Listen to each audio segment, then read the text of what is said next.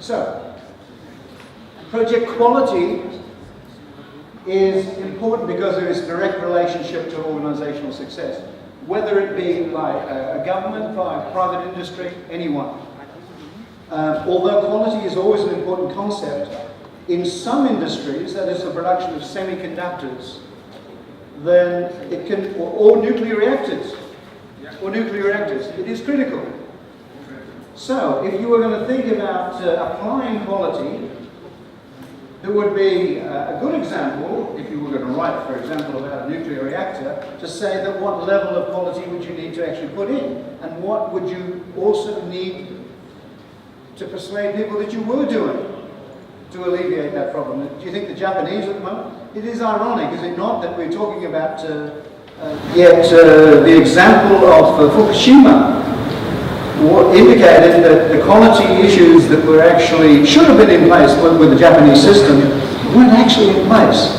Everybody thought that the Tokyo Electrical Corporation, TEPCO, had actually got all of these quality ideas in place. But when you dig a little bit deeper, they sort of overcome it. They bypassed a couple of things.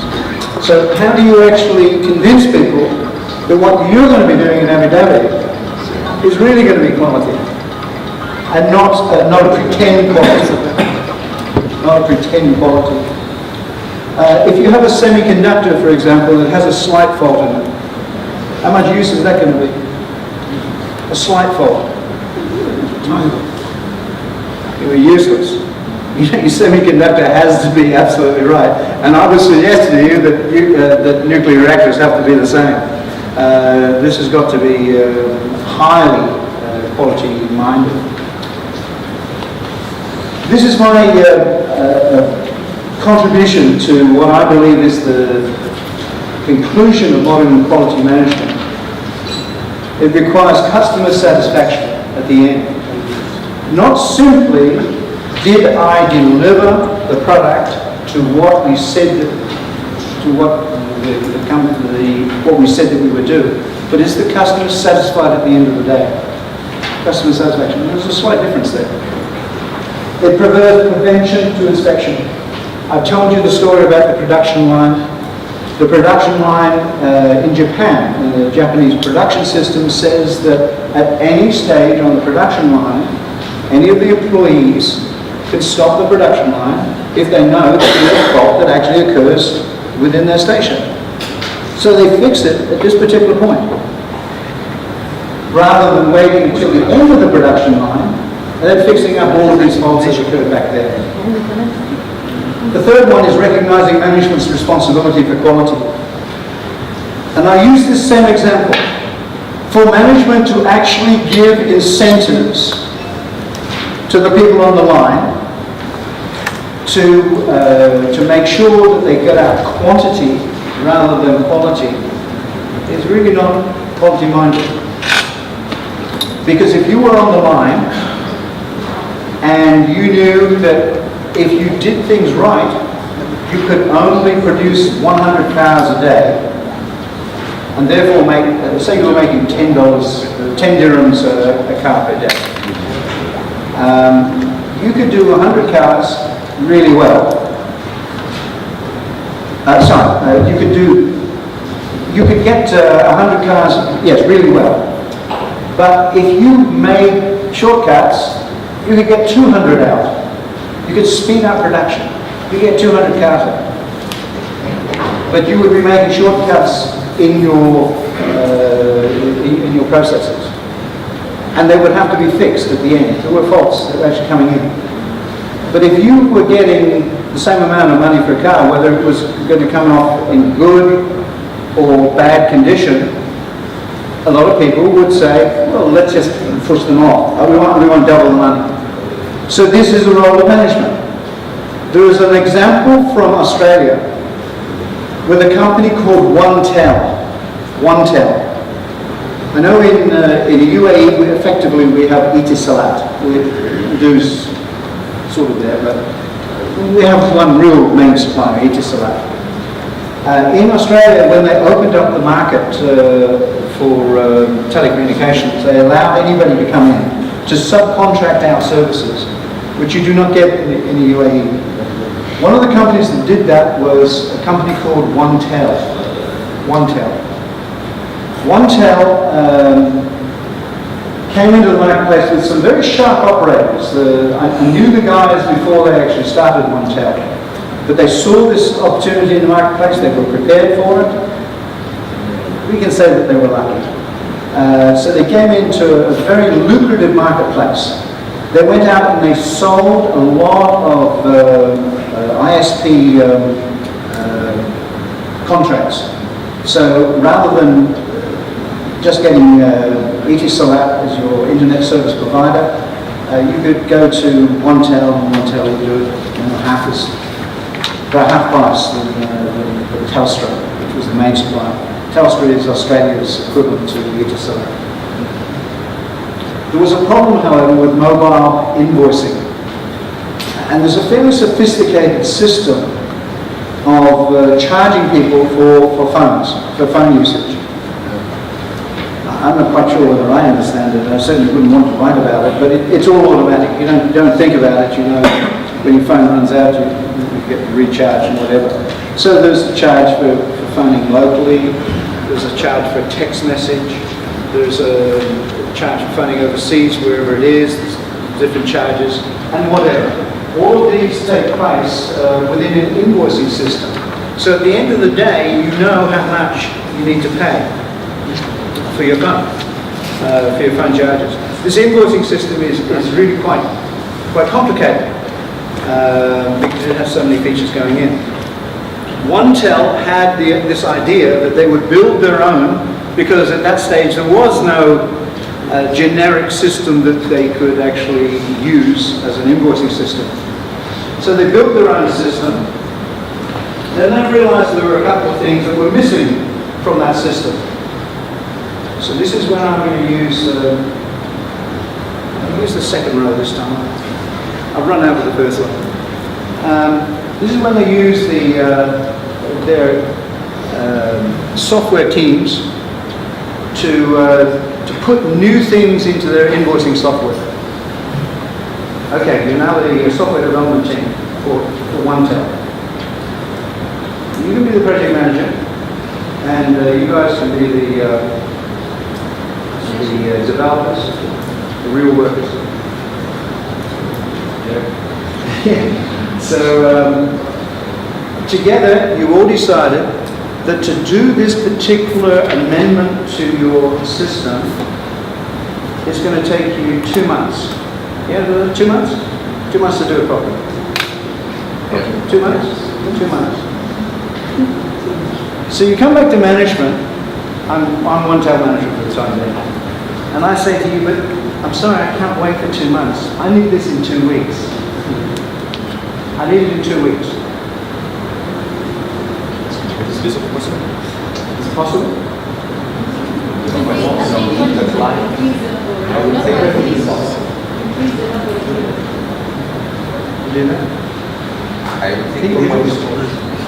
Okay, well, you accurately estimated it's going to take you 2 months.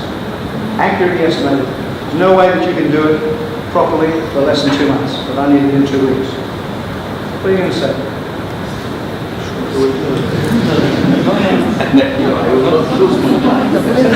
No? You mean you can't do it?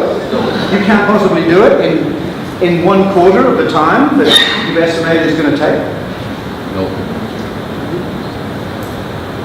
Okay. Fair enough. What if I threw in a Ferrari?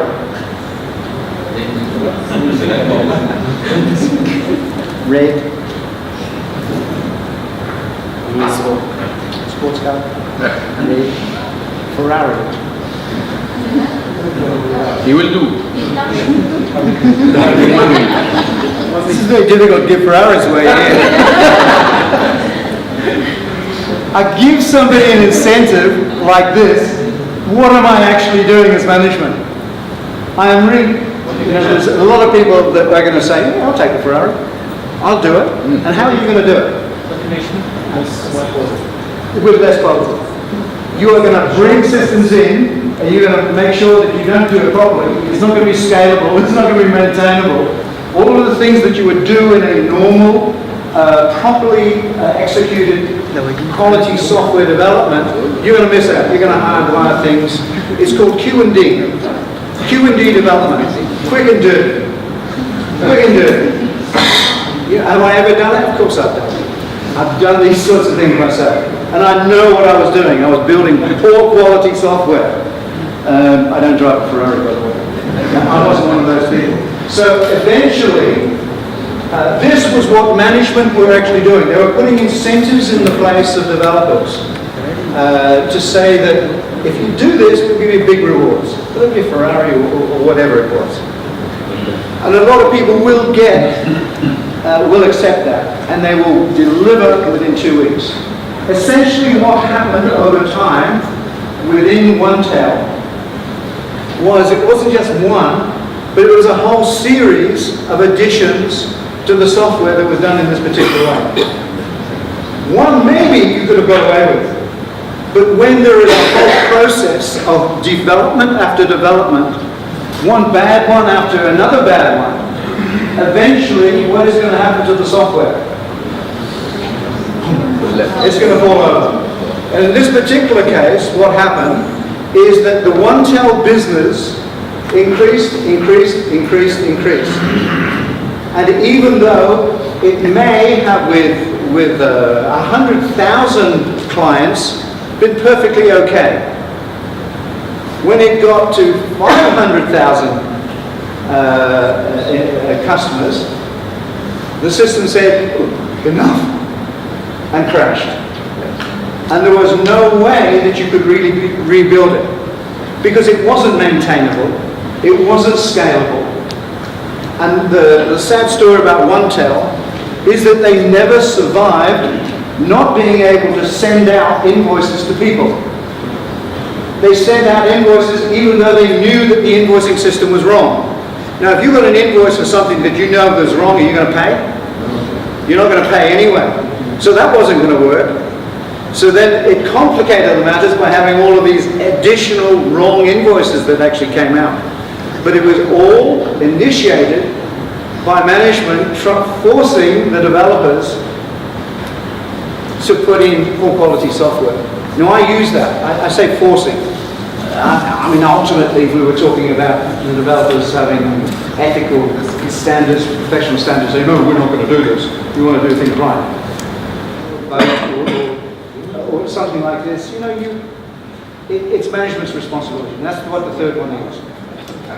So you need to be careful about what incentives that you actually put into place to make sure that they align with production. They align with quality at the end of the day.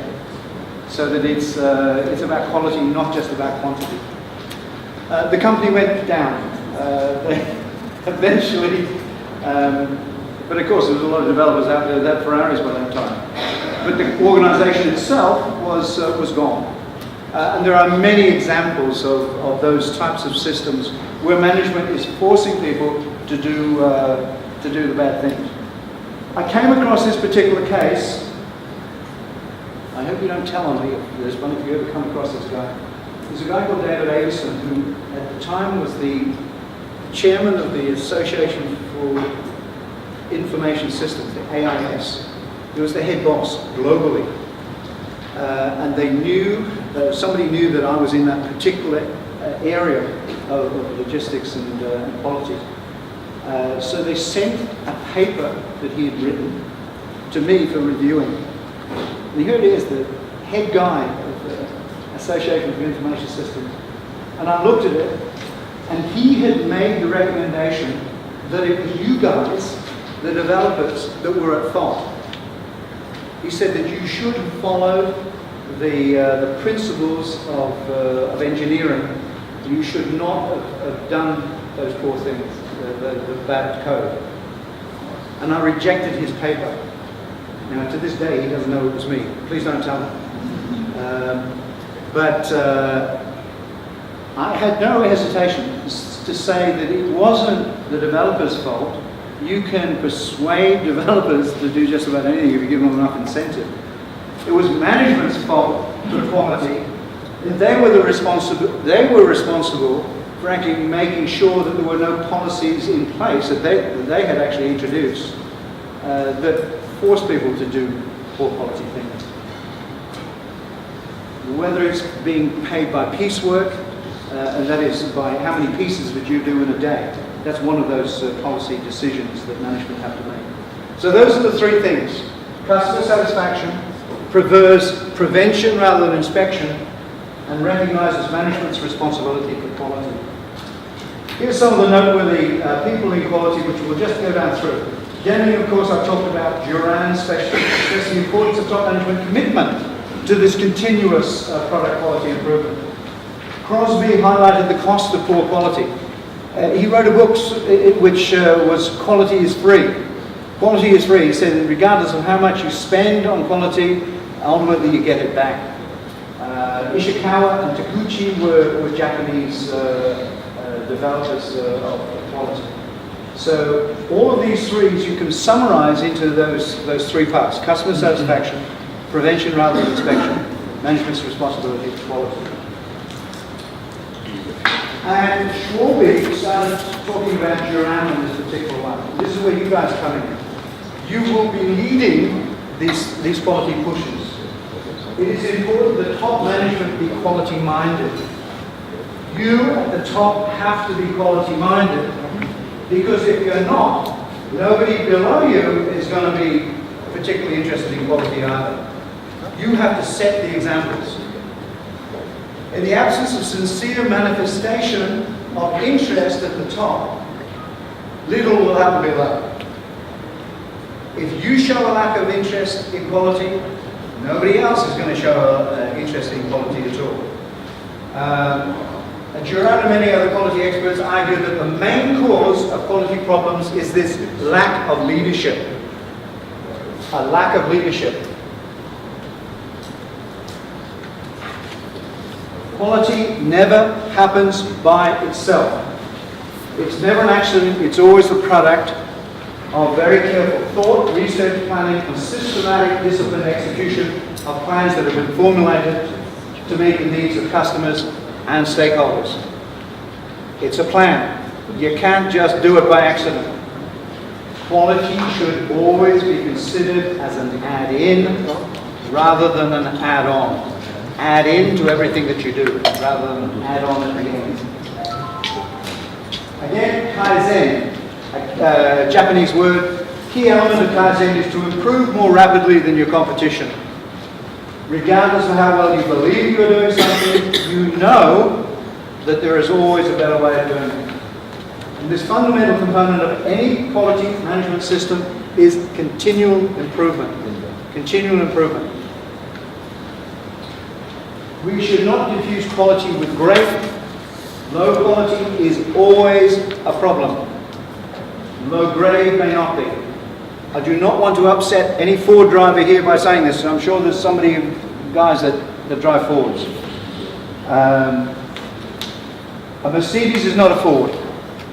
Both can have high quality, but Mercedes is normally thought of to be of a higher grade. Understand the difference between quality and grade. We're not always going for the Bentleys or the Rolls Royces, but we still want quality in the products that we actually get. There are three quality function deployments, three types of quality incorporated in the product design itself. There is this basic level quality which is expected. It's taken for granted that you will get something that is not going to harm you. There is a normal level of quality which meets all those basic requirements but adds some additional features. And there is excitement. That's giving customers that something extra to delight. I don't want that in my 787 Dreamliner. There's a couple of things that I don't want excitement in things that I do. One is going to the dentist. Dentist, I don't want excitement. Yeah, anybody really like excitement when they go to the dentist? Ooh, that's exciting. Ooh, that's a pain I haven't felt before. Ooh, you don't want excitement with dentistry? And I don't want excitement with my airline pilot. I do not want my airline pilot to say, well, this will be exciting for a barrel roll, at 30,000 feet. I don't want that. So understand that in some circumstances you may want excitement, but there are other ones that, no, perfectly okay for normal level quality. Thank you very much. So, anybody got an exciting dentist? Anybody is an exciting dentist? So again, you have to consider what quality means to different people. And it can mean different things to different clients, different customers. It can simply be fitness for purpose. Does it actually do the job? Is it customer satisfaction? Is it the quality of the design? The quality of the design. Is a Ferrari we talk about Ferraris again. Is it high quality for a Ferrari? The quality of design? Yeah? So why is it normally that a quality product such as Ferrari, you never buy one with more than 50,000 kilometers on the clock? So there are issues. It's what we consider to be quality. The design itself, brilliant. But functionality, over 50,000. A Porsche, on the other hand, yes, it probably doesn't look as good as the Ferrari, or it definitely doesn't sound as good as the Ferrari, but you can drive it every day, and 150,000 and it's still running in. There are different things that you want out of quality. And I think both marks would be considered to be high quality products. But again, even within that level, there are different things that we want out of quality. The quality of conformance to requirements, the availability, the reliability, the maintainability, or the field service within something. They're all different things that each of us as consumers would be considering would be most important within quality, or some combinations of those. The three processes in quality management: planning, assurance, and control. Goodness gracious, it's at that time. Some of the quality tools and analysis, 3 topics in a morning is a lot, isn't it? It is. But we're still trying to get through it. Pareto analysis. Look for the 20% of the causes which cause 80% of your problem within quality. It's called the Pareto analysis or Pareto rules. There is some statistical sampling which we can check to see whether in a sample we've got how many problems actually come up. And there are some inspections at any level. So see some of the quality tools and techniques that we can use. The quality control charts, this graphic display of data that illustrates results of a process over time. Two things that you need to remember. Six Sigma is one. I could talk for a whole course about Six Sigma, but the nature of the beast is that we don't have a whole course about quality management, or do we? Do we? Is there? Total quality management course? Yeah? No. Okay, so this is it.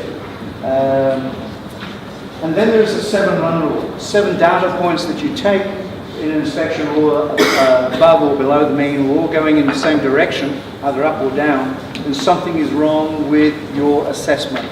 So these are ways in which you can actually measure quality.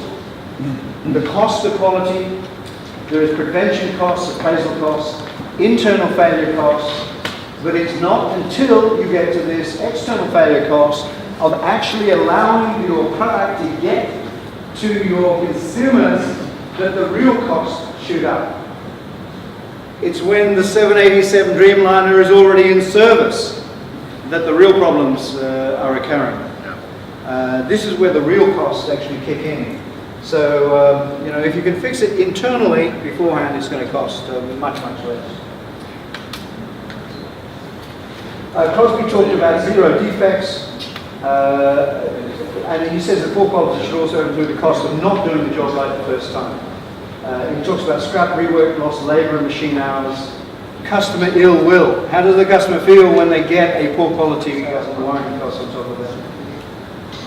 And he suggested the cost of poor quality is so understated that companies can profitably spend unlimited amounts of money on improving quality. That's in his book, Quality is Free. Read this particular section on quality frameworks within the book. We simply don't have enough time to cover it here, but it is explained particularly well in your books. This particular one. Here's your references. That is the end of the second one, and we very quickly, unless you want a 2-minute break. No. I was told by John today that Chifley have actually accepted a 4-day extension to your assignment. I made the point that the way that it was set up, that you had to hand in your assignment at the same time as we were talking about the last topic. And the last topic happened to be very, very important within the framework of what we're doing. So you will have the notes of week 4 well in advance, but we'll do the topic, we'll cover it, and then it'll be 4 days before you have to hand it in. The only advice I can give to you is don't start your topic in that. So you've got 4 days from the last topic to when you actually have to hand this in. But please don't try to do it all in the last 4 days. Do it now. Look at what we've covered in both week 1 and week 2. The topics that we covered will fit in very nicely to the scenario of the nuclear power station and how you can operate it. As will all of the topics next week, and certainly the ones in week 4. So be incremental about this. Understand where it's actually going to go. You know what we are going to cover in broad terms, so understand that it's all going to fit in by the end. Because of the time frame of these courses, we don't have the luxury of sitting back and reflecting for a month and then putting in an assignment, unfortunately. So, and I'm also cognizant of the fact that you do not necessarily have a course which tells you how to write academic papers at a postgraduate level. I don't have the time to actually tell you this. What I did talk to John about last week was to give you some sort of a video to help you construct something, to know how you can construct an assignment of this type. This won't be the only assignment that you do in this whole MBA. There will be others, so it will be useful for you in all of the other courses that you do. But there's one thing that I will say to you. When you are writing assignments of this type, there are 3 things that you need to do, regardless of what it is. Tell them what you're going to tell them. Tell them. Then tell them what you've told them. You want me to repeat that? Tell them what you're going to tell them. Tell them, and tell them what you told them. It's an introduction. You're telling them what you're going to tell them. Tell them in the body, and then in the conclusion, tell them what you told them. I didn't take them too long to actually explain this, but it is a magical little rule which will put you in good stead for, regardless of what type of report that you're going to write, whether it be a work-related report or an academic assignment of this type.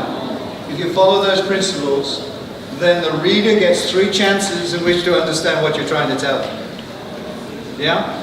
If they don't understand what you're telling them in the introduction, then it's very unlikely that they're going to understand what it is in the body. And in the conclusion, they probably won't understand that either. So these things are integrated. Tell them what you're going to tell them in the introduction. Tell them in the body. And tell them what you've told them in the conclusion. Yeah?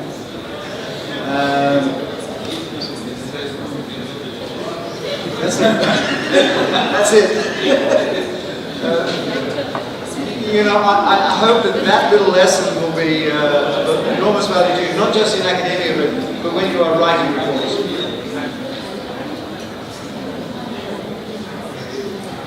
Yes. Yes. Yes. You know, if you have to reference, you can use any referencing system as long as it's consistent. I don't mind you using Harvard, I don't mind you using APA, any reference system that you like. What we're talking about referencing is if you reference somebody else, if you use somebody else's idea, you've got to say, this is not my idea, I'm not going to claim credit for this one, because that's known as plagiarism. What you have to do is you say, I got this information from this person. So you cite it in this way. And it's what I do in my notes as well. If it's not my idea and it's not in the books that you've got, I cite where I got it from. And at the end, each of my slides, each of my last slides says, these are the references. This is where I got my information from. Yes. Yes, you definitely need to do that. You know, if we had an extra hour, I would talk about why you should reference in this particular way. And there is a need to reference. It's quality. It really is quality. I don't just talk about quality, I live quality in this particular one. And this particular one is about making sure that what you've actually got in text, if people want to actually know more about what was said, they know where to go to actually get it. So your 3,000 word assignment, or whatever it is, can actually be extended up into a 50,000 word assignment if you are interested in particular parts of it. By linking it into something at the end, then looking up that particular one, and maybe there's something in there that you can link also. So it's a continuous referencing process. And at this level, we should be able to put in things that other people have actually talked about. Rather than just saying, well, I think something. Nobody's really interested in what I'm thinking unless I can actually back it up with something that somebody else has said. I can't say that the moon is made of green cheese.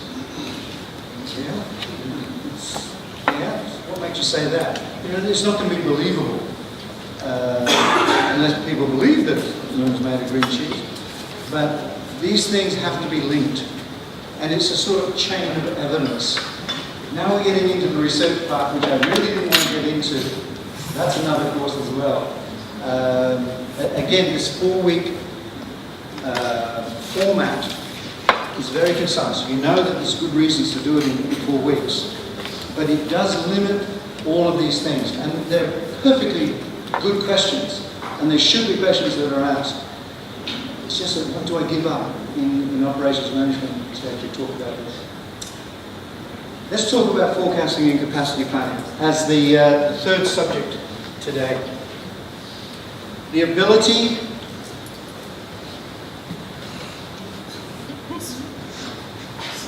even my battery's gone here. Did you get my my thingy? Sorry? My microphone? No. No? Somebody's playing with it outside. We heard it. Okay. The ability to make accurate forecasts of demand and accurate assessments of an organisation's capacity to meet that demand is critical to effective operations management. Forecasts are predictions of future events, whereas capacity is defined as the maximum rate of output for a facility. So some of the methods discussed will form part of your homework and the final exam assessments. So, decisions need to be made in an operations management framework on what is to be produced, where it is to be produced, how many are to be produced, and what type of facility is required to produce that. So all of these are decisions that we need to make. Forecasting problems can often be very difficult. How can you forecast, for example, 50,000 items that are carried in a normal grocery store? Go to any department store, any large department store in Sharjah, and think about the difficulties of forecasting. Set me up here. Set me up. I think somebody's using my mic. If he wants to take over, he's welcome. So just think about the problems involved of not just one item of Vimto, but all of the items in a normal department store. It can be quite difficult a task. My wife and I shop now in Hyperpanda. So, giving all my family secrets away. Hyperpanda in Festival City. Hyperpanda has a good system of stock renewal. When you go in there, you can get most of those things that you got last week, but you can't guarantee it. If you want a better guarantee, you go to Spinneys. Spinneys have a much better reordering system. Although even Spinneys, sometimes you go in there and you say, well, okay, I want this particular one on a consistent basis, but they don't always have it. But very few items that Spinneys have that you can't get on a regular basis. These are things that we have to put up with. Why do I shop at Hyperpanda rather than Spinneys? Much cheaper. Save about 200 dirhams a week. We've worked out by going to Hyperpanda rather than Spinneys. Yes. So for me, I'm thinking ability to get things consistently versus $200, 200 dirhams a week. So I go to Hyperpanda. I'm a cheapskate. So, but these are things that you have to decide what type of business, a Panda model where you're cheap, or whether you're in the consistent maintenance of stock, such as Spinneys. So there are various ways, various policies that you can actually use, depending on what business you are in, and who are your clients, who are your customers. So that forecasting does play a central role in the firm, impacts significantly on the business, but you need to tie that in with your business strategy. And your business strategy is also, again, part of your organizational strategy. Some of the forecasting method. We can do qualitative forecasting, which is part 3 of question 1. That's qualitative. We can do time series forecasts, which is what that old book was about. Time series. We look at the historical data and see where it's likely to take us. Moving average forecasts. There are all sorts of moving averages that we can have. I don't want to go into too many details, but with what I've given you 6 months worth of sales. You could take, for example, on a moving average, the first 2 months, take an average of the first 2 months, and then take the average of the first 2 months with the 3rd month, and then take an average of that with the 4th month, which means that the later the months, the more important, the more weighting that you actually put on. It's different ways of doing it. Yes, no, not seasonal. Simply based on what you've done in the past. Nothing seasonal out of this. It's just on time series analysis. Just on how you decide how you can extrapolate, go outside of those that series. All sorts of sophisticated ways that you can do it. You can do that's a moving average forecast. You can do exponential smoothing, including adaptive exponential smoothing, or you can do casual forecasts. Don't use this particular one. There's something called naive, a naive forecast. I used this in an exam once, and it's such a simple question. A naive forecast says you've got all of these months of production. Anybody got the question in? Say you've got 60,000 for June. The naive forecast is if you've got 60,000 for June, what's your forecast for July? 60,000. That's it. You don't need to take averages, you just take last month's production. That's called naive. But that really is a little bit too naive.